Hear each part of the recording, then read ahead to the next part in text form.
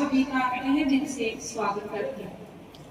दोस्तों, बागपत की यह भूमि बहुत ही पवित्र है क्योंकि यह ब्रज के 84 कोस परिक्रमा के अंतर्गत आती है।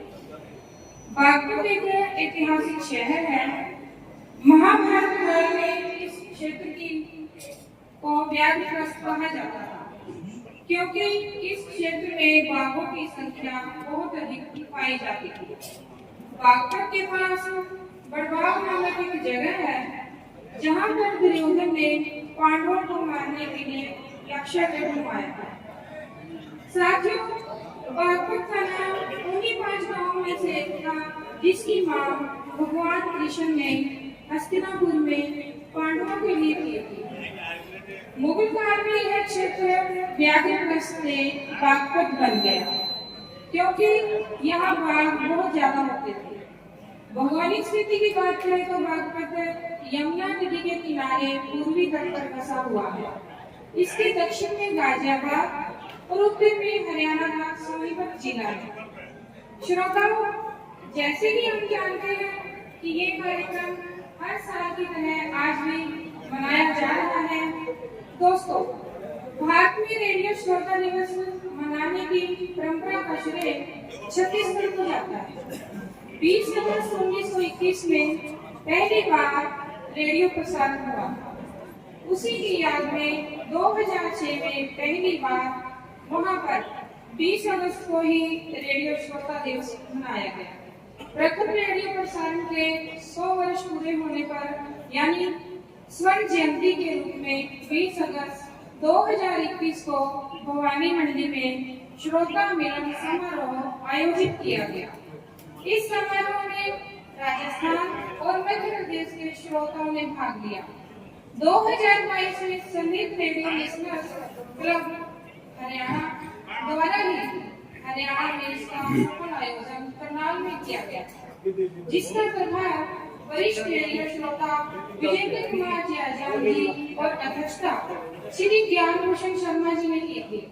2023 में संगीत रेडियो लिसनर्स क्लब द्वारा ही पंजाब के पटियाला में इसका सफलतापूर्वक आयोजन किया गया था, जिसका प्रभाव वरिष्ठ रेडियो श्रोता अशोक ग्रोवर और प्रोग्राम की अध्यक्षता वरिष्ठ श्रोता मुकेश दत्ता जी ने की थी।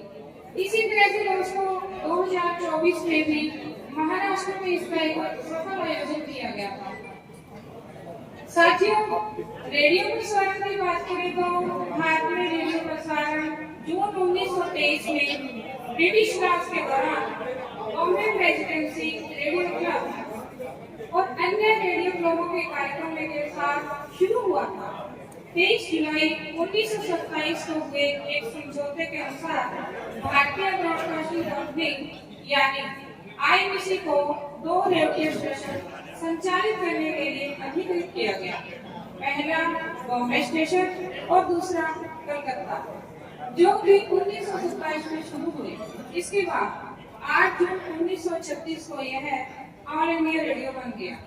इसके बाद जब देश को आजादी मिली तब भारतीय क्षेत्र में दिल्ली, बॉम्बे, कलकत्ता, मद्रास, तिरुचिरापल्ली और लखनऊ में 6 रेडियो स्टेशन आए। 1956 में ऑल इंडिया रेडियो को आकाशवाणी के नाम से जाना गया। यह भारत का राष्ट्रीय सार्वजनिक रेडियो प्रसारक है। आकाशवाणी दुनिया का सबसे बड़ा नेटवर्क है। इसमें प्रसारित होने वाली भाषाओं की संख्या सामाजिक, आर्थिक और सांस्कृतिक विविधता के मामले में यह दुनिया के सबसे बड़े प्रसारण संगठनों में से एक है। आकाशवाणी देश भर में 420 स्टेशन स्थापित हैं, जो कि लगभग 92% क्षेत्रफल व कुल आबादी के 99% तक पहुंचते हैं।